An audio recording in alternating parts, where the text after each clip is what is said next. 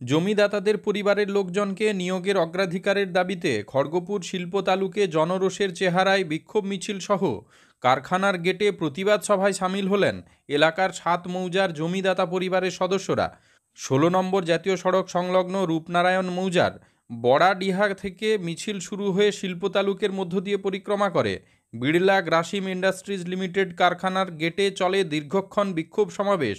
সেই সমাবেশে সাংসদ তথা আইনজীবী বিকাশ রঞ্জন ভট্টাচার্য উপস্থিত হন। তিনি বলেন, একজোট হয়ে লড়াই আরও তীব্র করুন। জমিদাতা পরিবারকে কাজের অগ্রাধিকার দেওয়ার লড়াইতে রাজ্য সরকার নীরব কেন? শাসক দল তৃণমূল কংগ্রেস এমন একটা রাজনৈতিক দল, তোলাবাজি আর কাটমানি ছাড়া বাঁচে না। ওদের নেতারা দল করে এই দুর্নীতির জন্য। আপনারা জোট বেঁধে লড়াই করুন। সেই লড়াইয়ে আপনাদের সাথে আমরা আছি এবং আইনি লড়াইতেও থাকব। সভায় বক্তব্য রাখেন বিজয় পাল, সৈকত গিরি, আইনজীবী রাজনীল মুখার্জি, মিহির পাহাড়ি, শ্রমিক নেতা বিপ্লব ভট্ট সহ অন্যান্যরা। জমিদাতা পরিবারের কেউ MBA, কেউ কেমিক্যাল ইঞ্জিনিয়ারিং, কেউ কম্পিউটার সায়েন্স এমন যোগ্যদের কাজ না দিয়ে বহিরাগত লোক নিয়োগ করা হচ্ছে কারখানায়, তারই বিরোধিতা করা হয় এদিন। গত নভেম্বর মাস থেকে জমিদাতা পরিবারগুলি কাজের দাবিতে জমিদাতা যৌথ সংগ্রাম কমিটির মাধ্যমে আন্দোলন শুরু করলে সেই আন্দোলন দমন করতে প্রশাসনকে মদদ দেওয়ার অভিযোগ তুলেছেন বিক্ষোভকারীরা। শুনিয়ে হয়তো চলে যাব, কিন্তু এই লড়াইটা আপনাদের জন্য যেমন প্রয়োজন তেমন প্রয়োজন এই মালিকদের জন্য। এই মালিক যারা আছেন বা তাদের কিছু কিছু লোক এখানে এখনো আছে, আমি জানি তারা তাদের গুপ্তচর বৃত্তির জন্য লোক পাঠিয়ে দেন, যেমন পুলিশের লোক আছে। সবাই শুনুন, জমি যারা দিয়েছেন তারা এই আশা নিয়েই দিয়েছেন যে ভারতবর্ষ এবং পশ্চিমবঙ্গের অর্থনীতির বিকাশ হবে। অর্থনীতির বিকাশ মানেটা কি? বিকাশের পকেটে টাকা আসা না মমতার পকেটে টাকা আসা? অর্থনীতির বিকাশ মানে হচ্ছে সাধারণ মানুষ তাদের জীবন জীবিকার ক্ষেত্রে একটা সুরাহা হবে। কৃষি নির্ভর অর্থনীতি আমাদের খুব বেশি এগিয়ে নিয়ে যায় না। সেজন্যই গ্রামের যারা চাষাবাদ করেন তারা তাদের ভবিষ্যতের কথা ভেবে কলকারখানার জন্য জমি ছেড়ে দেন। আমরা এ রাজ্যে দেখেছি, আপনারা দেখেছেন, অধিকাংশ লোক জমি দেয়া সত্ত্বেও কিছু লোকের আপত্তির জন্য একটি ধান্দাবাজ রাজনৈতিক দল তারা সিঙ্গুরের বুক থেকে একটা তৈরি হওয়া কারখানা, এই তৈরি হওয়া কারখানাকে পাঠিয়ে দিলেন গুজরাটে মোদির দাদার পায়ে সেবার জন্য। এখানকার কিন্তু যারা লড়াই করছেন তাদের লড়াইয়ের দৃষ্টিভঙ্গিটা উল্টো। তারা বলছেন কারখানা হোক, কারখানা হয়েছে, কারখানা চলুক, কিন্তু কারখানা চালাবে কারা? কারখানা তো সবচেয়ে ভালো তারাই চালাতে পারবে যাদের সঙ্গে এখানে জমির টান আছে, যারা রোজ কারখানায় এলে মনে করবে যে আমার এই জমি, এখানে আমি এখনো যুক্ত আছি। সেই রবি ঠাকুরের 2 বিঘা জমিনটা আপনারা সকলেই পড়েছেন, এখানে সকলেই লেখাপড়া জানেন। সে চাষিকে উচ্ছেদ করে দিল, তবু সে শেষ জীবনে এসে গাছের তলায় বসে 2টো আমের জন্য ভাবছে মা আমাকে আম দিয়েছে। তাকে বলা হলো তুমি চোর। কবিতায় জমিদারকে বলছেন তুমি মহারাজ সাধু হলে আজ আমি আজ চোর বটে। এই কারখানার মালিকদের বলি, এবং আপনারা যে অন্ধকার পথে পা বাড়াচ্ছেন, সে অন্ধকার পথে আপনাদের 2 দিন বাদে সবাই বলবে কিন্তু চোর। আপনারা চোরের সঙ্গে দোস্তি করছেন। আপনারা আমাদের কথা শুনুন, যারা জমি দিয়েছেন তারা আপনার কারখানার সমৃদ্ধি ঘটাতে পারবেন। যাদের সঙ্গে গোপনে চুক্তি করছেন, ভাবছেন টাকা দিয়ে তারা কিছু গুন্ডা পাঠিয়ে এই জমি হারাদের আন্দোলন দমন করে দেবেন, তাদের বলি ভাই চোখ কান খোলা রেখে কাজ করুন। এইরকম অনেকে ভেবেছিল টাকা দিয়ে চাকরি পাবো, চাকরি পেয়ে গ্রাম থেকে গ্রাম CPIM কে তাড়াবো, বামপন্থীদের তাড়াবো, CPI কে তাড়াবো, এইসব তারা ভেবেছিলেন। আজকে তারা নিজেদের চাকরি বাঁচাবার জন্য কপাল ফাটাচ্ছেন, রাস্তায় রাস্তায় বসে থাকছেন, আর যারা গোপনে গোপনে টাকা নিয়েছিলেন তারা পিঠ বাঁচাবার জন্য পালিয়ে বেড়াচ্ছেন। এখানে যারা জমি হারিয়েছেন তাদের কাজ করবার হক আছে। আপনারা কারখানা করেছেন, এই কারখানার উৎপাদনকে বহাল রাখার জন্য আপনাদের দায়িত্ব আছে।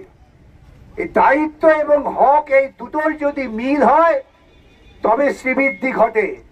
আমি আপনাদের একটা উদাহরণ দিতে পারি আমার জীবনের অভিজ্ঞতায়। কলকাতা শহরের বুকে আইটিসি বলে একটা বড় কারখানা আছে। সেখানে এই কাটমানির লোকেরা জোর করে ইউনিয়ন দখল করে নিয়েছিল এবং কর্তৃপক্ষ ভেবেছিলেন ওই কাটমানিদের যদি আমরা সেবা করি আমাদের উপকার হবে। ধীরে ধীরে কারখানাটা শুকিয়ে যেতে বসেছিল। তারপর লড়াই করে সেখানে লাল ঝান্ডার শ্রমিকেরা কারখানা ইউনিয়ন ইলেকশনে জেতে ইউনিয়ন ইলেকশন বাতিল করবার জন্য ওই সরকার বাহাদুর, আপনারা মনে করেন সরকার আপনাদের, এটা ভুল করেন। সরকার বর্তমান সরকারটা যার মুখ্যমন্ত্রী মমতা বন্দ্যোপাধ্যায় চোর বাটপাতদের সরকার। উনি কখনো সাধারণ মানুষের জীবন জীবিকার কথা ভাবেন না। উনি চান যে গোটা সাধারণ সমাজটাই চোর বাটপার হয়ে যাক, কিন্তু আমরা তো চাই না। আমরা তো শিখেছি যে আমাদের চিরকাল একসঙ্গে লড়াই করে বাঁচতে হয়েছে। যখন এখানে এত বড় রাস্তা হয়নি, যখন এখানে জমি প্রায় জঙ্গল ছিল, তখন জঙ্গলে অনেক তো সাপও ছিল, তার বিরুদ্ধে আমাদের সকলকে এক হয়ে লড়তে হয়েছে। তারপর আমরা জমি জঙ্গল সাফ করেছি, চাষ করেছি। সম্পদটা আমরা তৈরি করেছি, ও বাবুরা তৈরি করেননি। এবং সেই কারখানা কলকাতায় যখন লাল ঝান্ডার শ্রমিকরা জিতে এলেন, কারখানায় নতুন নিয়োগ হচ্ছে। ভাবতে পারবেন পশ্চিমবঙ্গের বুকে, কলকাতার বুকে কারখানায় নতুন নিয়োগ হচ্ছে, কারখানা বাড়ছে। আর কারখানার মালিকেরা আমার সঙ্গে মাঝে মধ্যেই দেখা করে বলেন যে স্যার আপনি কিন্তু এখান থেকে যাবেন না। আমিও তাদের বলি আপনারাও কিন্তু পেছন দিকে হাঁটবেন না, সামনের দিকে হাঁটুন।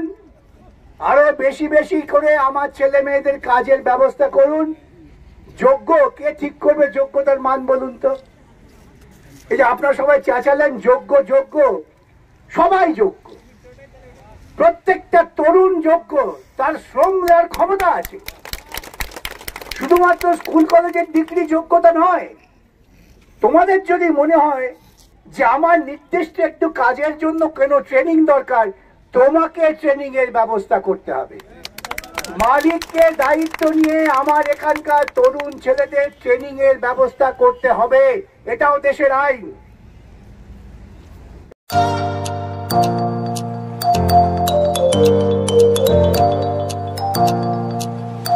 উন্নত ও অত্যাধুনিক চিকিৎসা পেতে আর দূরে নয়, আপনাকে আসতেই হবে জেলার বৃহৎ মাল্টি স্পেশালিটি হসপিটালে।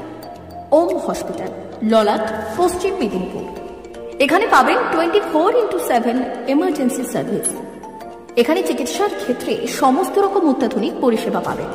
এখন থেকে আর বাইরে যাওয়া নয়, একেবারেই কাছে সমস্ত চিকিৎসা পরিষেবা পেতে চলে আসুন ওম হাসপাতাল। রোগী ভর্তি, অপারেশন, আউটডোরে রোগী দেখানোর সুব্যবস্থা। এখানে ICCD, HDD, dialysis unit, burn ইউনিটের পরিষেবা পেয়ে যাবে। এছাড়াও general surgery, gastro surgery, onco surgery, orthopaedic, spine surgery প্রভৃতির ব্যবস্থা পেয়ে যাবে। কলকাতা, কটক, ভুবনেশ্বর এলাকার প্রখ্যাত চিকিৎসক ও সার্জেনরা এখানে রোগী দেখছেন। রোগীদের সুবিধার্থে 24 ঘন্টা চিকিৎসা পরিষেবার পাশাপাশি থাকছে 24 ঘন্টা অ্যাম্বুলেন্স পরিষেবা। উন্নত মানের যন্ত্র দিয়ে আল্ট্রাসোনোগ্রাফি, এক্স-রে ও রক্ত পরীক্ষার ব্যবস্থা রয়েছে। একই ছাদের তলায় সমস্ত রকম পরিষেবা পেতে চলে আসুন ওম হাসপাতালে। একটি বেসরকারি উন্নত মানের হাসপাতাল। প্রতিদিন থাকছেন অভিজ্ঞ চিকিৎসকেরা। চিকিৎসা করছেন doctor Ankit Agarwal, MBBS, MS, MCH, doctor Jagmohan Mishra, MBBS, MS, MCH, doctor SR Panda, MBBS, MS, ortho, doctor Adnan Rehan Khan, MBBS, MS, ortho, doctor Prasad Mondal, MBBS, MS, gynae, doctor Abhijit Sarkar, MBBS, MD, doctor S তামিলি, MBBS, ডক্টর পথিক সিট, MS DNB general surgeon doctor Miraj Ali Khan, MBBS DNB general surgeon. অল্প খরচে সুচিকিৎসা পেতে চলে আসুন ওম হাসপাতালে। একেবারেই আপনার হাতের কাছে উন্নত মানের চিকিৎসা। এখানে স্বাস্থ্যসাথী কার্ডের সুবিধা রয়েছে। ললাট, পশ্চিম মেদিনীপুর। যোগাযোগ নম্বর 9333309195 অথবা 70